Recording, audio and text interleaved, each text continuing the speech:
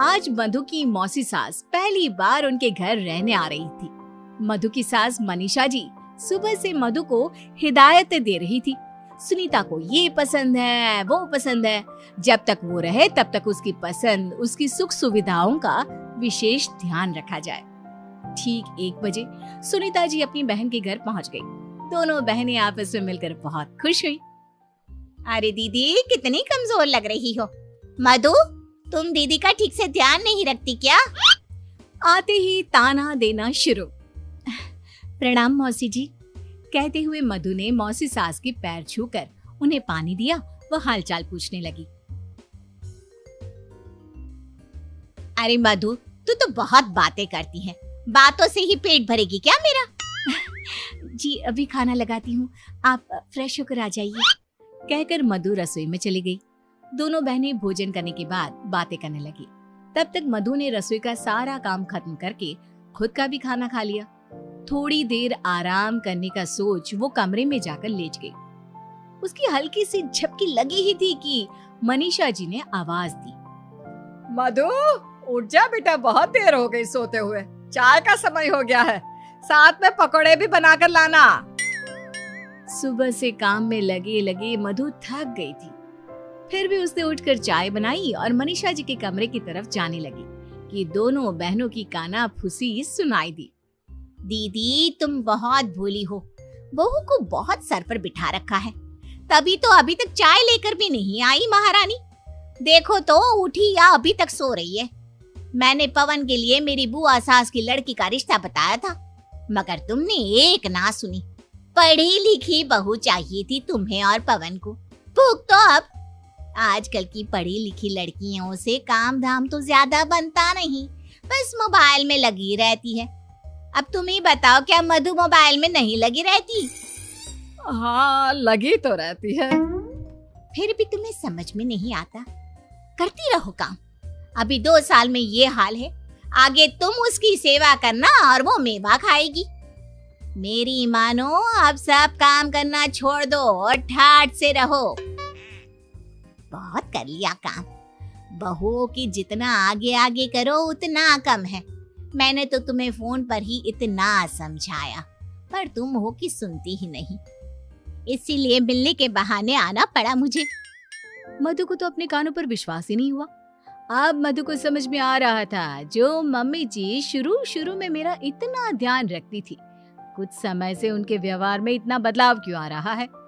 Mummy जी के मन में ये कड़वाहट मौसी जी ने भरी है। तभी तो मधु के सभी कामों में मनीषा जी आए दिन नुक्स निकालती रहती हैं, जिसके कारण कई बार बात का बतंगड़ बन जाता है और न चाहते हुए भी मधु को बोलना पड़ जाता है। बचपन से ही गलत को सहन ना करने वाली मधु को कई बार सबके सामने अपमान का घूंट पीना पड़ता था, जो उसे बहुत बुरा लगता था। मगर बड़े हैं, कौन बहस करे सोचकर चुप रह जाती थी। उसका मानना था कि किसी को ये हक नहीं कि वो दूसरे के लिए गलत बोले या उसके स्वाभिमान को ठेस पहुंचाए। मगर सास से कुछ बोलना अपने पैर पर कुल्हाड़ी मारने जैसा था। मौसी जी दिन भर फोन पर मम्मी जी के कान भरती है, इसी कारण घर का माहौल बिगड़ने लगा था। अब ये 8 दिन रुकेंगी तो न जाने क्या क्या सिखा कर जाएंगी। अब तक चाय ठंडी हो गई थी, वो दोबारा जाकर गर्म कर ले आई। सुनीता जी पूरे 8 दिन अपने बहन के यहाँ रही। इन 8 दिनों में उन्होंने मधु का जीना मुश्किल कर दिया था। पवन के सामने तो मीठी मीठी बातें करती, पर उसके जाने के बाद बात बात में अपनी बहन के मन में जहर घोलती रहती। पवन अपनी मौसी के स्वभाव से अच्छे से परिचित था। आज सुबह सुनीता जी विदा हुई तो मधु ने चैन की सांस ली। शाम को पवन भी जल्दी घर आ गया था। पवन माँ और मधु के बीच सब ठीक करना चाहता था। सब चाय पी रहे थे कि मधु की ननद पवित्रा का फोन आया, जिसकी अभी 6 महीने पहले ही शादी हुई थी। माँ, कैसी हैं आप? अरे कैसी रहूंगी, ठीक ही हूँ। अभी 8 दिन कहाँ निकल गए पता ही नहीं चला। तेरी मौसी आई थी ना, आज ही गई है। अब अकेलापन है और मैं दिन भर बोर हो जाती हूँ। अरे माँ, बोर क्यों हो जाती हो? भाभी है ना, और फिर घर में ढेरों काम भी तो होते हैं। मेरी भी सास है, उन्हें तो समय ही नहीं मिलता। सुबह पाठ, पूजा, मंदिर, उसके बाद मेरे साथ किचन के कामों में हाथ बटाना। गृहस्थी के सारे काम यही देखती है। मुझे ज्यादा कुछ करना नहीं पड़ता, मेरे साथ बैठकर बातें करती है। मुझे नई नई चीजें सिखाती हैं। मैं दोपहर में ऑफिस जाती हूँ ना, तो मेरी चीजों को संभालना, कपड़े प्रेस करना, यहाँ तक कि उन्हें अलमारी में जमा देना, सारे काम करके रखती हैं ताकि मुझे परेशानी ना हो। आगे से आगे मुझे सब सामान ला कर देना, मेरी पसंद नापसंद सबका ध्यान रखती हैं। रात के खाने में भी मेरी मदद करती है। मेरे शौक को पूरा करने के लिए भी कभी रोक टोक नहीं लगाती। अपनी माँ और बहन की बातों को पवन बड़े ध्यान से सुन रहा था क्योंकि फोन स्पीकर पर था। अरे मेरी बहू तो कुछ समझती ही नहीं है। करोड़पति बाप की बेटी है ना, पढ़ी लिखी है, मगर काम धंधा कुछ नहीं करती।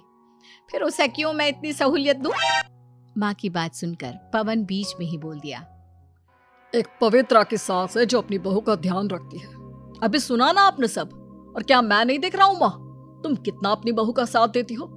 अगर मधु अपने मन का कुछ भी करे तो तुम्हें खटकता है, वो बीमार हो जाए तो तुम्हें कोई मतलब नहीं, चाय पानी तक नहीं पूछती।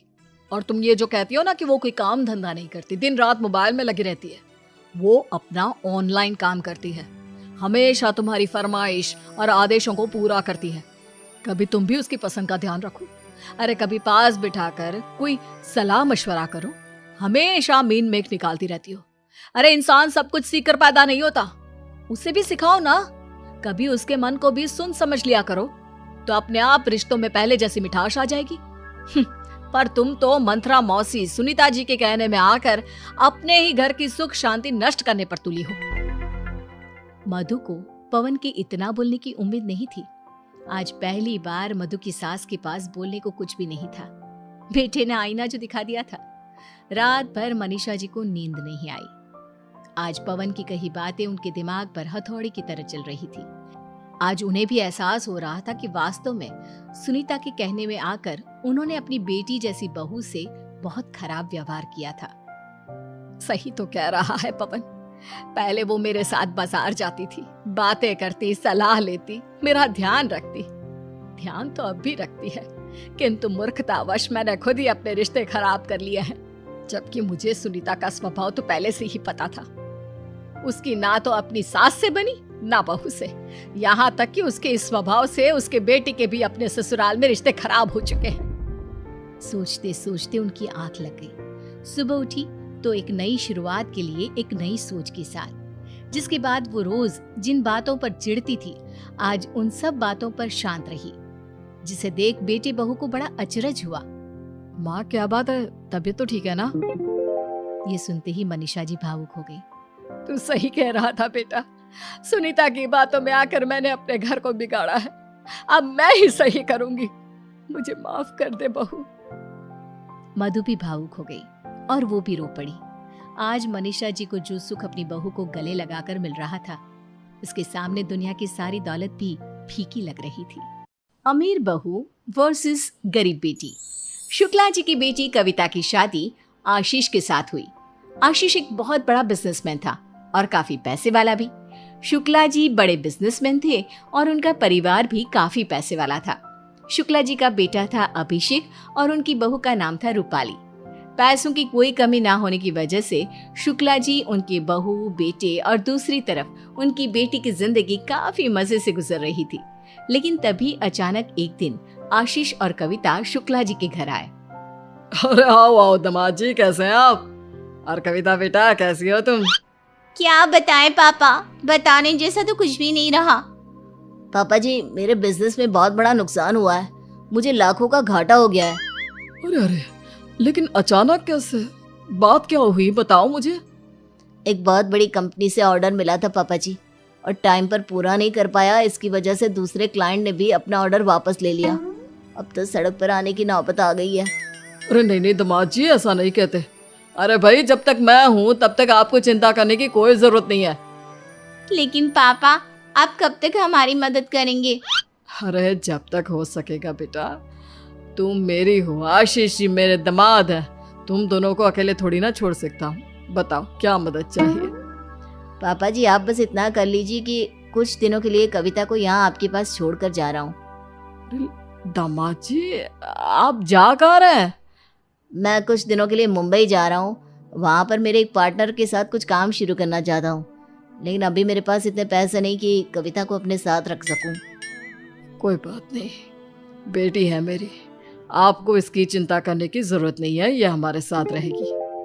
आशीष कविता को वहां छोड़कर चला जाता है, लेकिन ये बात शुक्ला जी की बहू रूपाली को अच्छी नहीं लगती। कुछ दिनों के बाद, कविता अब देखो, इतने दिनों से मायके में रह रही हो तुम, थोड़ा काम में भी हाथ बटा दिया करो।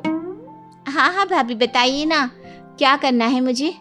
वो क्या है ना कविता, बहुत दिनों से कुक के हाथ का खाना खाकर बोर हो गई हूँ, और अभिषेक भी कह रहे थे कि उनको मेरे हाथ का खाना खाना है। तो भाभी आप बना दीजिए ना भैया के लिए खाना। अरे पागल हो गई हो क्या, इतनी गर्मी में कौन खाना बनाएगा? और वैसे भी तुम यहाँ हमारे साथ रहती हो, इतना तो तुम कर ही सकती हो। एक काम करो, आज का खाना तुम बनाओ। ठीक है भाभी, मैं बना देती हूँ। अपने भाई के लिए खाना बनाना तो मुझे बहुत अच्छा लगता है। कुछ दिनों के बाद, और अभिषेक बेटा, रूपाली को घर आए बहुत दिन हो गए, जरा उसे शॉपिंग पर तो ले जाओ, देखो कहीं उसे किसी चीज़ की ज़रूरत तो नहीं। पापा, मैं कविता को बोल देता हूँ, वो रूपाली को शॉपिंग पर ले जाएगी, क्योंकि मेरे पास तो टाइम नहीं है। देखो बेटा, कविता को पैसे दे देना और उससे कहना कि रूपाली के सामने ये ना जताए कि हम उस पर कोई एहसान कर रहे हैं। अरे पापा, उसकी चिंता मत करिए। और फिर कविता रूपाली को लेकर बाजार जाती है। ये देखो, इनमें से कौन सा ड्रेस पसंद है, खरीद लो, वैसे भी पैसे तुम्हारे भाई ने दिए हैं। भाभी मुझे ये वाला ड्रेस बहुत पसंद है, मैं इसे खरीदूं? अरे पूरे 5,000 का ड्रेस है, पसंद करने से पहले कम से कम उसका रेट तो देखना चाहिए, और वैसे भी अपनी औकात के हिसाब से चीजें खरीदनी चाहिए। सॉरी भाभी, चलिए रहने दीजिए, वैसे भी अब मेरा ड्रेस खरीदने का कोई मन नहीं।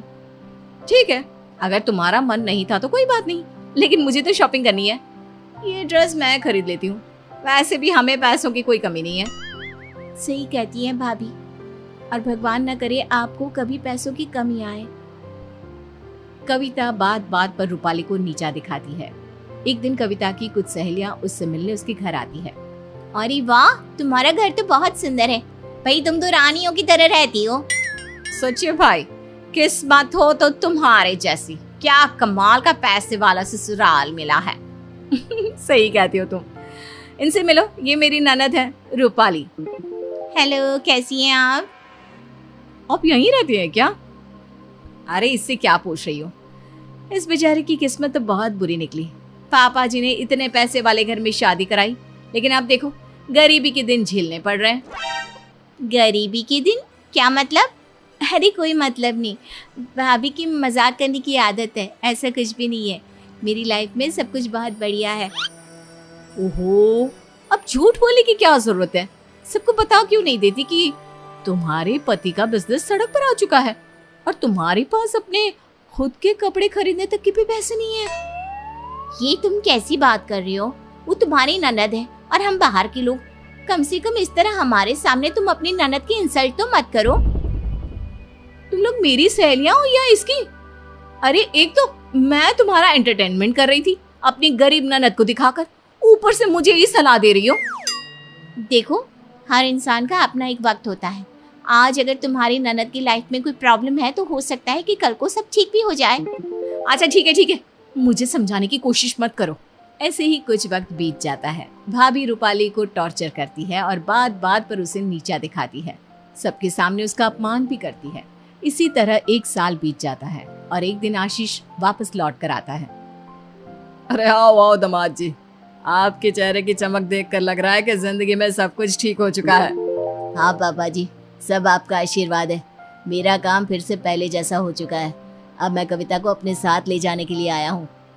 ये तो बहुत अच्छी बात है बेटा, मैं भी चाहता हूँ कि मेरी बेटी तुम्हारे साथ खुश रहे। लेकिन पापा जी, आपके चेहरे को देखकर लग रहा है कि आप किसी बात से परेशान हैं। कुछ हुआ है क्या? अब क्या बताऊँ बेटा, वो अभिषेक के ऊपर किसी ने झूठा कोर्ट केस कर दिया है और इसी चक्कर में सारा पैसा पानी की तरह बह रहा है। कुछ समझ में नहीं आता। ये तो बहुत गलत हुआ पापा जी, लेकिन आप चिंता मत करिए। आपने बुरे वक्त में हमारा ख्याल रखा, अब मैं आपकी मदद करूंगा। तभी वहाँ पर अभिषेक भी आ जाता है। पापा बहुत बुरा हुआ, पुलिस ने हमारी फैक्ट्री पर ताला लगा दिया, बिजनेस पूरी तरह बंद हो गया है। अब क्या करेंगे हम? ओहो, अब क्या होगा? मेरी शॉपिंग, पार्टीज, कैसे होगा ये सब? बहू, यहाँ बिजनेस बंद होने को आया है और तुम्हें अपनी पार्टीज की पड़ी है। भाभी, आपको चिंता करने की जरूरत नहीं है, आशीष सब कुछ संभाल लेंगे। हाँ बिल्कुल, मेरा एक दोस्त बहुत बड़ा वकील है, मैंने उससे बात कर ली है। अभिषेक, बहुत जल्दी तुम्हारे ऊपर लगाया हुआ झूठा केस वापस ले लिया जाएगा और तुम्हारा बिजनेस फिर से पहले की तरह चल पड़ेगा। कुछ दिनों के बाद ऐसा ही होता है। आशीष के दोस्त की मदद से अभिषेक का बिजनेस अच्छा हो जाता है। रूपाली, आशीष जी, आप दोनों मुझे माफ कर दीजिए। आपके बुरे दिनों में मैंने आपके साथ बहुत गलत व्यवहार किया। कोई बात नहीं भाभी, हमने आपको माफ किया, लेकिन फिर भी एक बात जरूर कहूंगी, अमीरी और गरीबी तो जिंदगी में आते जाते रहते हैं। इसकी वजह से हमें कभी किसी को अपमानित नहीं करना चाहिए। ये कहानी कोमल और उसकी सास की है। कोमल की सास बार बार उसे नीचा दिखाने के लिए बड़े बड़े गप्पे हाँकती रहती है। अरे बहू, इतना सारा सामान कौन लाया है? माँ जी, ये कोई लाया नहीं है, ये सारा सामान मेरे मायके से आया है। देखे तो सही, क्या आया है बहू के मायके से? ये देखिए ना माँ जी, ये साड़ी खास माँ ने आपके लिए भिजवाई है। आपको पता है, इस साड़ी की कारीगरी हाथों से की गई है। इतनी भी अच्छी नहीं है साड़ी। अरे साड़ी तो मेरे मायके में होती थी, क्या साड़ी होती थी, क्या साड़ी। अरे दूर दूर से लोग हमारी दुकान में आया करते थे साड़ी खरीदने। हाँ, ये तो आपने सही कहा माँ जी, इसलिए माँ पूरा बाजार घूमकर खुद आपके लिए ये साड़ी खरीदने गई थी। अच्छी है ना माँ जी? अच्छी तो नहीं कह सकते, पर ठीक ठाक है बस। क्या हुआ माँ जी, आपको पसंद नहीं आई? अगर आपको पसंद नहीं है तो मैं इसे वापस भिजवा देती हूँ। और अगर आपको कोई चीज पसंद नहीं है ना माँ जी, तो उसे रखने की कोई जरूरत नहीं है। अरे वापस करने की कोई जरूरत नहीं है, साड़ी अच्छी है, बस मेरे स्टाइल को सूट नहीं करती। पर कुछ ना, तुम्हारी माँ ने कितना प्यार से मेरे लिए ये साड़ी भेजी है, अगर तुमने वापस कर दी तो उन्हें कितना बुरा लगेगा। लाओ, दे दो मुझे। और सासू माँ साड़ी लेकर चली जाती है। माँ जी को अगर साड़ी रखनी ही थी तो इतना सब माँ जी कब बंद करेगी ये सब करना? अगले दिन कोमल और उसकी सास पड़ोस के किसी फंक्शन में जाते हैं। तुम्हारे आने से पार्टी की शान बढ़ गई है सुरीली। अरे तुम्हारा हार कितना सुंदर लग रहा है, कितने का है? सच्ची बताओ, मुझे तो पता भी नहीं। ये हार मेरी बहू के मायके वालों ने तोहफे में दिया था। हार को देखकर तो लगता है कि बहुत महंगा है, लगता है बहू बड़े घर से है। वो भी क्यों ना, सुरीली की बहू जो है। सुरीली जब इतने बड़े घर की बेटी और बहू है तो वो अपनी बहू किसी छोटे घर से थोड़ी न लाएंगी, क्यों सुरीली बहन? और नहीं तो क्या, तुमको नहीं पता, बहू के मायके से रोजाना कुछ न कुछ आता रहता है। कभी कपड़े, जेवर, खाने पीने का सामान। अरे मैं तो कितना मना करती हूँ, पर बहू और उसके मायके वाले मानते ही नहीं। अब कल की ही बात ले लो, बहू के मायके से सामान आया था और आज जो ये साड़ी मैंने पहनी है ना, ये भी बहू के मायके वालों ने ही दी है। कितनी सुंदर है, और ये दुपट्टे पे कारीगिरी तो बढ़िया लग रही है। सुरीली बहन, कितनी खुशकिस्मत हो तुम। एक हमें देख लो, बहू के घर से हमारे लिए एक चम्मच भी नहीं आया। सभी औरतें हंसने लगती हैं। अगले दिन, बहू, ये कैसा खाना बनाया है तुमने? क्या ऐसा खाना मेहमानों को खिलाओगी? तुमको पता है, जब मैंने पहली बार खाना बनाया था ना, तो सभी घर वाले उंगलियां चाटते रह गए थे। और तुमने ऐसा खाना बनाया है कि लोग उंगलियां तो क्या, प्लेट का ही ठीक से खा ले तो बहुत है। अच्छा, इतना बुरा बना है माँ जी? और ये तुमने कैसी साड़ी पहनी है? कितने पुराने जमाने की है। आजकल की लड़कियां कितनी आगे बढ़ गई है। और एक तुम हो, चलो और किसी से नहीं तो मुझसे ही सीख लिया करो। देखो मैं कैसे समय के साथ चलती हूँ। माँ जी, इतनी भारी साड़ी पहनकर कौन काम करता है? और अगर मैं ऐसी साड़ी पहनकर काम करने लगी ना, तो या फिर मैं काम ही कर पाऊंगी या तो साड़ी ही संभाल पाऊंगी। अच्छा, तुम्हें पता है, जब मैं तुम्हारी उम्र की थी तब मैं तुम्हारे पति को भी संभालती थी, घर के कामों को भी और साड़ी भी। अरे 10,000 से कम की साड़ी में तो कभी झूठे बर्तनों में हाथ न लगाया बहू मैंने। बहू, तुम अब इस घर की बहू हो, तुम्हें अपनी इज्जत की परवाह नहीं, कम से कम मेरी तो इज्जत रखो। अगर बाहर वाले देखेंगे तो क्या सोचेंगे, कभी सोचा है तुमने? अच्छा माँ जी, 10,000 की साड़ी में बर्तन, तो पोछे के लिए तो आप असली सिल्की निकालती होंगी ना? सास को लगता है कि बहू मजाक बना रही है, तो वो गुस्से से कमरे में चली जाती है। कुछ दिनों बाद कोमल के घर पड़ोस की कुछ औरतें उसकी सास से मिलने आती हैं। अरे सुरीली बहन, कैसी हो? आजकल बहुत कम दिखती हो। अरे बस ऐसे ही, घर पे थोड़ा काम ज्यादा रहता है। तुम लोग तो जानते ही हो, घर जितना बड़ा काम उतने ही। और वैसे मैंने आपको कुछ दिनों पहले बाजार में देखा था, साड़ी लेने गई थी ना आप? हाँ, कुछ कपड़े लेने गई थी। वो पता है ना, मेरी तो दुकान सेट है। उसी बड़ी दुकान से जहाँ से आप बाकी की साड़ियाँ लेती हो? हाँ हाँ, भले बाहर वही साड़ी 2,000 की मिले, मैं तो वहीं से लेती हूँ 5,000 की। वो क्या है ना, वो ये है कि तुम झूठ बोल रही हो। वो तो अच्छा है कि हम लोगों ने तुम्हें नुक्कड़ के नाले वाली शॉप में देख लिया, यही साड़ी लेते हुए जो तुमने पहन रखी है। क्यों बहन, बताओ ना। और नहीं तो क्या। अरे झूठ बोलने की हद होती है कि नहीं? वही तो, मुझे तो पहले अपनी आंखों पर भरोसा नहीं हुआ, पर जब मैंने दुकान पर पता किया तो पता चला कि ये तो वहाँ की रेगुलर कस्टमर है। अरे नहीं नहीं, ऐसा कुछ नहीं है। वो क्या है ना कि